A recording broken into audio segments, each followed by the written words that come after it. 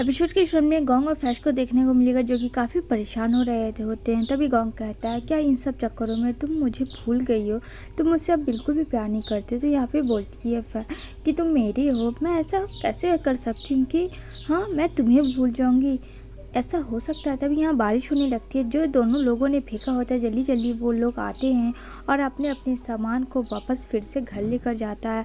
यहाँ पे देखने को मिलेगा यू बेचारा जो कि किचन सेट होता है सू का, वो लेता है। यहाँ सू यू का जो गिफ्ट होता है वो लेकर आती है। इधर ये दोनों सो रहे होते हैं गोंग और फैश। तभी इन दोनों को एक आइडिया आता है। तभी ये दोनों एक मैसेज करते हैं दोनों को, सू को और यू को। और यहाँ पे लिखा होता है कि कल हम लोगों की वेडिंग पिक्चर एनिवर्सरी है तो आना मत भूलना, क्योंकि हम लोगों ने तो वैसे सेलिब्रेट नहीं किया था इस वजह से। तो यहाँ पे देखता है यू कि सडनली इसे क्या हो गया। यहाँ पे बोलता है ठीक है आ जाऊंगा, क्योंकि बेचारा अब क्या कर सकता है, अब शादी तो उनकी कोर्ट मैरिज हुई थी। इधर देखने को मिलेगा जो हमारा जिंडियो होता है वो आता है और यहाँ पे वो अपनी सेक्रेटरी से बात कर रहा होता है। वो उसे बता रही होती डायरेक्शन कैसे क्या करना है, आंटी के साथ कैसे तुम्हें इम्प्रेशन अपना जमाना है। यहाँ पे सू ड्रेस पहन के अपनी माँ को लेके जा रही होती है। तभी यहाँ पे देखता है जिंडियो कि ओह नो, ये तो अपनी माँ के साथ अब तो उसके हक्की बक्की निकल जाती है। बेचारा चाहता था कि शायद सू अकेले हो तो उससे वो बात करवाए। तो कहता है कि चलो मैं तुम्हें ड्रॉप कर देता हूँ, मैं अकेला ही हूँ। तो यहाँ पे बोलती है ऑफ से कुछ नहीं होगा। तो कहती नहीं मैं अकेली चली जाऊँगी अपनी मॉम के साथ। कहता अरे नहीं बगल में ही तो है, चलो मेरे साथ तुम।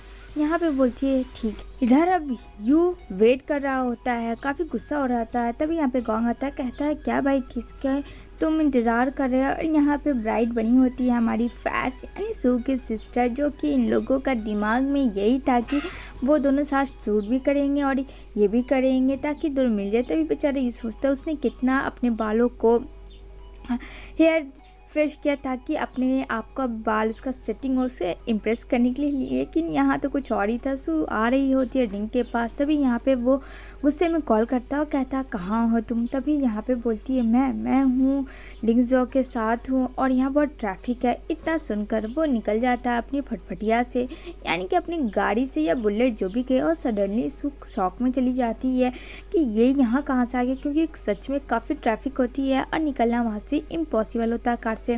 तो कहता है मैं तुम्हारा वेट कर रहा हूँ, क्या तुम आ रही हो या नहीं। मैं 2 बार नहीं बोलूँगा। तो बेचारी ना चाहते हुए भी उसके साथ जाती। अब इधर लिंजियो बेचारा बोलता है, उसे आवाज़ लगाता है कि अरे मत जाओ मेरे साथ जा। लेकिन जैसे दरवाज़ा खोलता बगल में गाड़ी थी, बेचारा वो पस्त हो जाता है। तभी यहाँ पे इधर हमारा जो हीरो होता है यू अपनी हीरोइन को बाइक पे बैठाता है और 9-2-11 हो जाता है उसको हेलमेट लगाकर। और इधर वो उसे टाइट से पकड़ लेती है ताकि वो गिरे ना। और यहाँ पे इन दोनों के बीच में बहुत ही अच्छा सा सीन होता है। चलो फाइनली कुछ दोनों अच्छा सा सीन स्पेंड किए एक दूसरे के साथ और फाइनली एंट्री मारते हैं। दूल्हा दुल्हन देख के जिससे काफ़ी खुश हो जाते हैं, क्योंकि मेन मकसद उन लोगों का यही था। तभी यहाँ बहुत सारे फ़ोटोशूट होते हैं दूल्हे दुल्हन का, एंड साथ में उन लोगों का था कि वो सू और यू को भी किसी तरीके से मिला। पहले तो अपने पोज दे रहे होते हैं और यहाँ पे ये लोग काफ़ी हंस रहे होते हैं। इन लोगों का भी साथ में पोज में पिका रहा होता है। अभी लोकेशन चेंज हो जाती है। यहाँ पे दूल्हा दुल्हन पहले चला जाता है। यहाँ पे बोलता है तुम सू को लेके आओ। और यहाँ पे वो लोग स्कूल में एंट्री मारते हैं जो कि स्कूल गेटअप में होते हैं, वहाँ उनका सिलेक्शन था। यहाँ पे बिल्कुल यू पहले की तरह हो जाता है। यहाँ पे गोंग भी होता है जो कि देखने में काफ़ी बच्चे की तरह लग रहे होते हैं कि 11-12 क्लास का स्टूडेंट हो। यहाँ पे दोनों सिस्टर भी उसी तरीके से हो जाती है। तो यहाँ पे बोलती है कि वाह तुम कितनी क्यूट लग रही हो।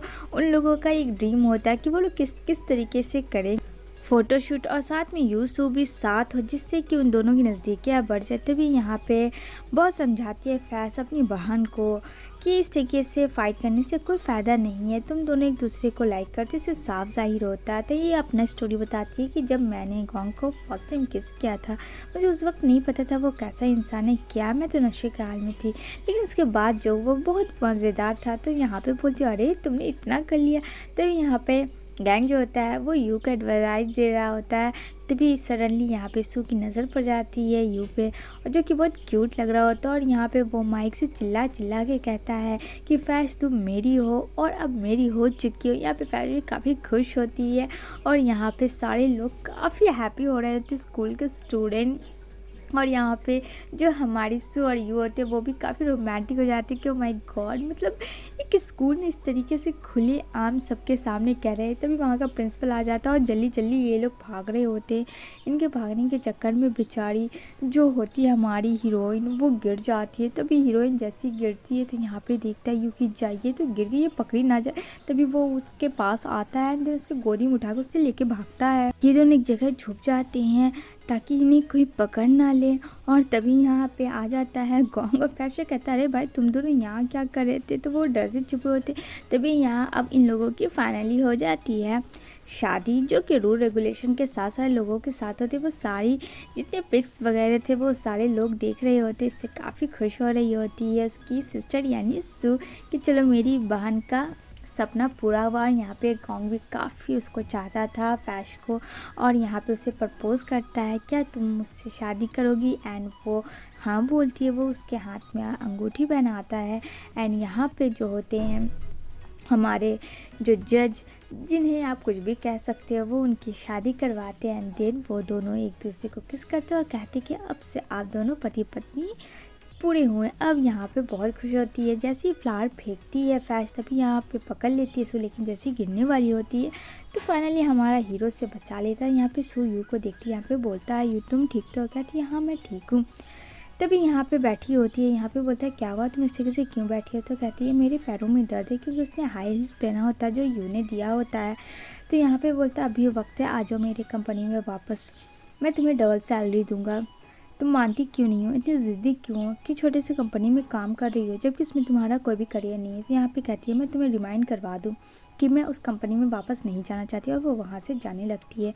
तो यहाँ पे कहता है कि यहाँ पे ये बोलता है ठीक है तो मैं पब्लिक रिलेशन टीम के साथ काम करने के लिए तैयार हूँ, क्या कहती हो अब तो मान। तभी यहाँ पे डोंगजी आता कहता है तुम ज़बरदस्ती क्यों कर रहे हो जब वो करना नहीं चाहती है, तो हाँ तुम क्यों अटके हो, वो मेरी कंपनी में काम करना चाह रही है। तो यहाँ पे यूँ कहता है वो भी कंपनी, तुम्हें पता है ना कि वहाँ भी मैं चला रहा हूँ, एडवर्टाइजिंग तो मैं ही करता हूँ, तो चलो अगर इस बात पे भी एग्री नहीं तो मैं छुट्टी और सैलरी भी दुगनी चौगनी कर दूंगी। तभी यहाँ पे उसकी मॉम आ जाती है सुखी और वो वहाँ से चली जाती है।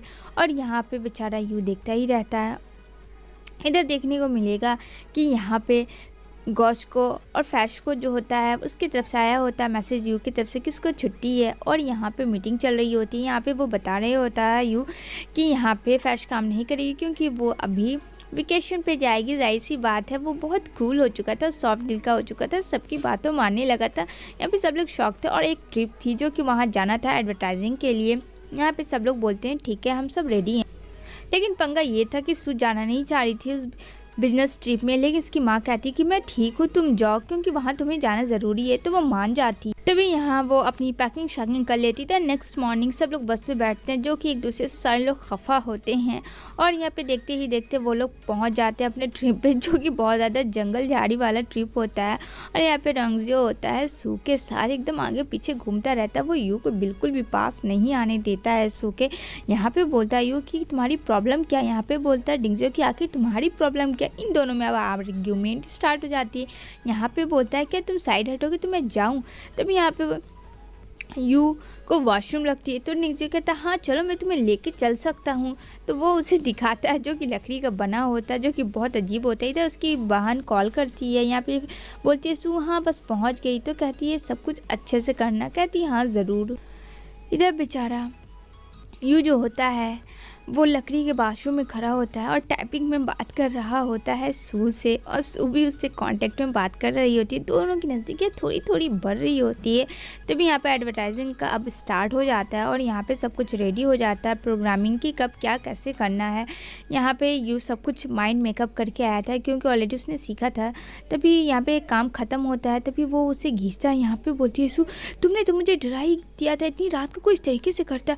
यहाँ पे कहता है तुम्हें क्या करूँ, मेरा सेलफोन डेड हो गया था तुमसे चैटिंग करते करते, और फिर मुझे एडवर्टाइजिंग का काम था। तभी यहाँ पे डोंगजियो कॉल करता है सू को, तभी यहाँ पे रिंग बज जाती है। बेचारी लोग जल्दी से छुप जाते हैं दोनों लोग ताकि वो दोनों देख ही नहीं। तभी यहाँ पे दौड़ के जाता है डोंगजियो की, इधर से आवाज़ आ रही थी लेकिन फाइनली उसे नहीं देख पाती। तभी यहाँ पे सू यू का हाथ पकड़ती है और उसे एक जगह लेके जाती है जो कि खाने का ढाबा होता है जो कि हमेशा वो जाती थी। इसी के साथ यह एपिसोड एंड होती है।